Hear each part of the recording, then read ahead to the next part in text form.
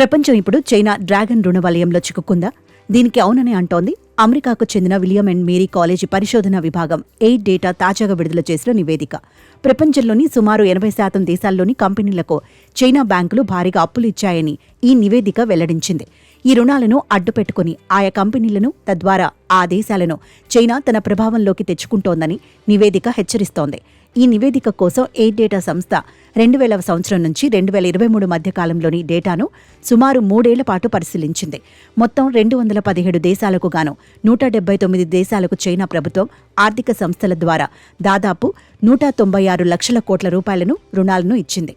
ప్రపంచంలో అత్యధికంగా అప్పులు ఇచ్చినా, అదే సమయంలో అత్యధికంగా వసూలు చేసుకున్న దేశం కూడా 2023లో చైనాయే అంటూ నివేదిక పేర్కొంది.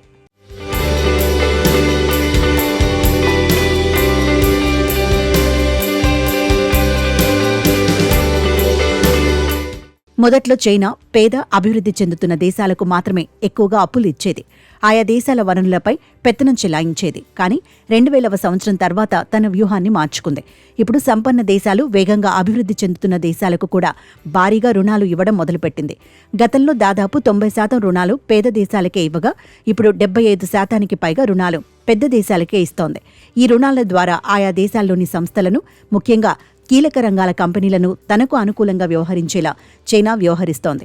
చైనా ఇప్పటి వరకు అమెరికాలోని 2500 సంస్థలు, ప్రాజెక్టులకు సుమారు 18 లక్షల కోట్ల రుణాలు ఇచ్చింది. అలాగే యూరోపియన్ యూనియన్ కూటమిలోని కంపెనీలకు 14 లక్షల కోట్ల పైగా అప్పులు ఇచ్చింది. మౌలిక సదుపాయాలు, సెమీకండక్టర్ తయారీ వంటి టెక్ కంపెనీలు, అలాగే అరుదైన ఖనిజాలకు సంబంధించిన కంపెనీలకై చైనా అధిక రుణాలను అందిస్తోంది. ఈ రుణాలు ఇవ్వడానికి చైనా షెల్ కంపెనీలు మరియు అంతర్జాతీయ బ్యాంక్ సిండికేట్లను వాడుకుంటోందని నివేదిక చెప్తోంది. దీని ద్వారా ఆయా కంపెనీల్లో వాటాలు పెంచుకోవడం లేదా పూర్తిగా చేజెక్కించుకోవడం ద్వారా సంపన్న దేశాల్లోని కీలక రంగాలపై చైనా తన పట్టును పెంచుకుంటోంది. రుణాల జాబితాలో అమెరికా తర్వాత రష్యా, ఆస్ట్రేలియా, వెనెజులా, పాకిస్తాన్ దేశాలు ఉన్నాయి. భారతదేశంలోని కంపెనీలకు కూడా చైనా నుంచి సుమారు 1.6 లక్షల కోట్ల రుణాలు అందాయి. ఇందులో ఎక్కువ భాగం విద్యుత్, ఆర్థిక రంగాల కంపెనీలకే వెళ్లాయి. ఏదేమైనా చైనా నుంచి భారీగా రుణాలు తీసుకున్న దేశాల జాబితాలో అమెరికా అగ్రస్థానంలో ఉండటం సంచలనంగా మారింది.